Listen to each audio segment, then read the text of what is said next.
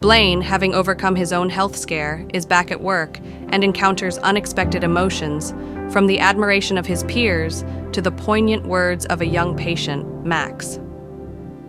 As Blaine witnesses Max's thoughtful actions and his deep love for his mother, he is intrigued. He wonders about this mysterious woman who has raised such a remarkable child. Will Blaine ever have the chance to meet Max's mother? Will he ever find out that Max is his own son? How will Zoey react to Blaine's and Max's bond? Oh, no. It hit Zoey. How natural Blaine was with Max. How compatible they were. Maybe life didn't need to be so lonely. It was time to tell Blaine the truth. When Blaine asked Max if he wanted to introduce him to his beautiful mommy, the little guy was excited by the idea. Yes, Dr. Dexter, come meet my mommy. Unexpectedly, as soon as the two of them walked into the hospital's lobby, they bumped into Sophia. And even more unexpectedly, Blaine's mother, Catherine Dexter, was with her. Mom?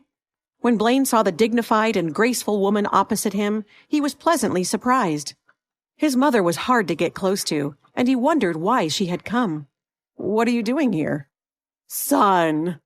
When Catherine saw her precious son, whom she hadn't seen for a very long time, she was so excited that her eyes welled up with tears. She reached out and hugged Blaine. I missed you so much. I missed you too, Mom. Why didn't you give me a call when you knew you were coming here? I just got off work. We could have missed seeing each other, Blaine replied. Your mother said that she wanted to surprise you, Blaine, so I didn't call ahead, Sophia explained with a smile on her face. Sophia suddenly noticed the little boy standing by Blaine's feet. Wow, where did this child come from? He's such a little cutie. Hello. Max greeted Sophia with a shy smile. Then, clutching his fishbowl, Max turned to the older woman standing beside Sophia and added, Hello, grandmother. As he greeted Catherine, he gave her a lopsided, childish smile. Catherine frowned as she looked down her nose at the child beside her son's feet indifferently. She adjusted the blazer she wore and sniffed coldly. Grandmother is not a name this child should be calling me. The sensitive Max's smile faltered. He didn't understand why the lady seemed not to like him. Mom, don't be like that. He's just a little boy. Understandably, he would call you grandmother. You probably look like his own grandmother. Blaine patted Max's bald head to comfort him. Blaine? Catherine was flustered. How can you speak to me that way? And in defense of such a boy out of all things. Blaine, please relax. Sophia was playing the peacemaker. She touched Blaine's arm and said in a low voice, Your mother came here with great difficulty. Don't make the relationship worse. Blaine took a deep breath and sighed. Let me take this child back to his room first. You two wait for me by the front entrance, and then I'll take you both to dinner and we can catch up. Zoey's mind was a whirlwind of emotion and pain. Seeing Catherine with Max, seeing Max with Blaine, those things were overwhelming enough. But then Catherine had said that Blaine was getting married in a week. 1 week. 1 week until Blaine was truly lost to her forever. Blaine took his mother and Sophia to dine at a 5-star restaurant not far from the hospital. After dinner, the three of them took a walk downtown. The fall festival was in full swing and the street was bustling with noise and excitement. Sophia excitedly pointed out things she thought Blaine's mother might find interesting. Blaine, however, was bored and wandered off to have a moment to himself. As Blaine walked, he noticed an umbrella pavilion set up on the corner. Next to it stood a man dressed in a cartoon costume of a bald man.